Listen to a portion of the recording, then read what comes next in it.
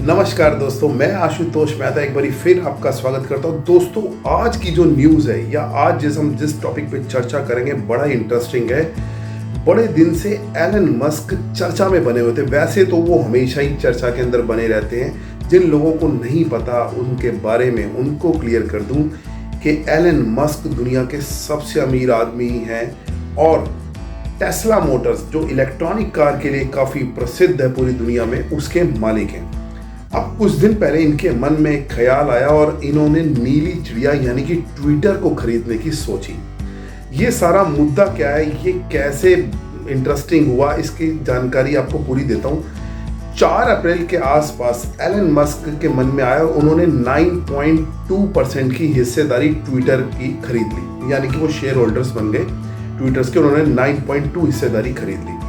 अब 5 अप्रैल को, क्योंकि वो सबसे बड़े शेयर होल्डर बन गए, मतलब उन्होंने ज़्यादा क्वांटिटी में उसके शेयर खरीद लिए, 5 अप्रैल को मजबूरन ट्विटर को उनको कुछ शर्तों के साथ बोर्ड ऑफ डायरेक्टर के अंदर जगह के लिए ऑफर मिली। मतलब 4 अप्रैल को उन्होंने शेयर होल्डिंग खरीदी और 5 अप्रैल को कुछ शर्तों के साथ में ट्विटर ने उनको ऑफर किया कि आप बोर्ड ऑफ डायरेक्टर में आ सकते हैं। बट दोस्तों, 11 अप्रैल को कंपनी के सीईओ जो भारतीय मूल के पराग अग्रवाल, उन्होंने एक न्यूज़ के अंदर ये बताया कि एलन मस्क बोर्ड और डायरेक्टर के मेंबर में शामिल नहीं हो रहे।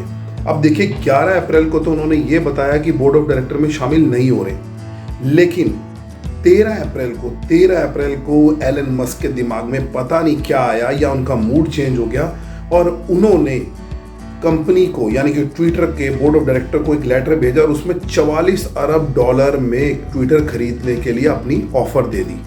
दोस्तों, 11 तारीख को तो पराग अग्रवाल ने यह बताया कि बोर्ड ऑफ डायरेक्टर में शामिल नहीं हो रहे। 13 अप्रैल को ऑफर दे दी। अब दोस्तों, 15 अप्रैल को ट्विटर ने क्या किया, ट्विटर ने एलन मस्क द्वारा टेक ओवर करने से बचने के लिए पॉइजन पिल नाम की एक चीज का इस्तेमाल किया। पहले तो मैं आप लोगों को क्लियर कर दूं कि ये पॉइजन पिल होता क्या है।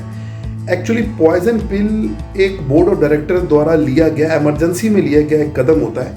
इसके अंदर कंपनी अपने जो अतिरिक्त शेयर होते हैं उनको डिस्काउंट पे, मतलब उनकी कुछ कीमत कम करके लोगों को ऑफर करती है अपने अतिरिक्त शेयरों को। उसकी वजह से क्या होता है कि जो कंपनी को टेक ओवर कर रहा है उसके शेयरों की वैल्यू गिर जाती है और उसके लिए टेक ओवर करना महंगा हो जाता है।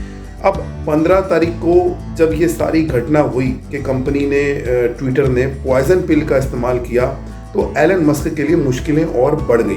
अब अप्रैल का महीना हो गया ख़त्म, अब आया जुलाई। ये सारी चीज़ें मैं आपको इसलिए बता रहा हूँ क्योंकि अगर 27 अक्टूबर को एलन मस्क ने ट्विटर को खरीदा है तो ये कहानी इतनी आसान नहीं थी, ये डील भी इतनी आसान नहीं थी। 15 अप्रैल को जब एलन मस्क के जबरन टेक ओवर से बचने के लिए ट्विटर ने पॉइजन पिल का इस्तेमाल किया, उसके बाद में आई 8 जुलाई। दोस्तों, 8 जुलाई को पता नहीं एलन मस्क के दिमाग में क्या आया और उन्होंने स्पैम अकाउंट्स की जो फेक जानकारी थी या एक्यूरेट जानकारी ना मिलने के कारण उनका मूड चेंज हो गया और उन्होंने इस डील को कैंसिल कर दिया। इस डील को कैंसिल करने से एक घाटा जरूर हुआ।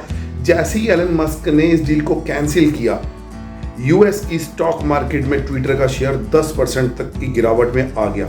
अब गिरावट में आया तो कंपनी के अंदर भी थोड़ी सी हलचल सी मच गई। इसी कारण 12 जुलाई को डेलावेयर कोर्ट, ये यूएस के अंदर डेलावेयर कोर्ट है, उसके अंदर ट्विटर ने एलन मस्क के अगेंस्ट में एक केस लगा दिया।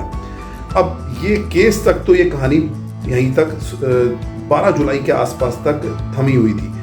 अब कुछ महीने का समय गुजरा, क्योंकि 12 जुलाई को जब केस लगा तो जुलाई के बाद में अगस्त आया, सितंबर आया और लास्ट में 27 अक्टूबर। इन 3 महीने खूब जद्दोजहद चलती रही दोनों की, ट्विटर को लेके भी, एलन मस्क को लेके भी। और जब लास्ट डेट इसकी थी, उस लास्ट डेट से एक दिन पहले यानी कि मस्क ने 27 अक्टूबर को फाइनली ट्विटर को खरीद लिया। बस खरीदते ही एक प्रॉब्लम शुरू हो गई।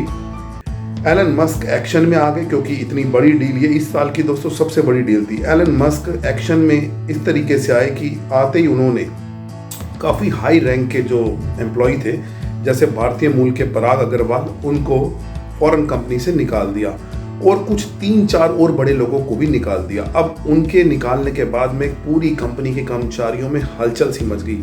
हलचल मचनी भी जायज़ थी, क्योंकि देखो प्राइवेट एम्प्लॉय है, इतनी बड़ी कंपनी है, ऑनर चेंज हुआ है, तो उनको ये डर सताने लगा कि कहीं हमारी भी छुट्टी ना हो जाए। बट एलन मस्क ने ट्विटर के एम्प्लॉइयों को ये चीज़ क्लियर कर दी कि 75% एम्प्लॉइयों को नहीं निकाला जाएगा। तो दोस्तों ये थी इस डील की पूरी जानकारी। दोस्तों आगे भी मैं आपको इस तरीके से विस्तार पूर्वक जानकारी देता रहूँगा। मेरे चैनल को सब्सक्राइब और लाइक करना मत भूलिएगा और बेल के बटन को जरूर प्रेस करिएगा, ताकि जैसे ही हमारी कोई वीडियो आए तो आपको नोटिफिकेशन जरूर मिल जाए। दोस्तों कमेंट्स बॉक्स में जरूर लिख के बताइएगा आपको ये वीडियो कैसी लगी। धन्यवाद।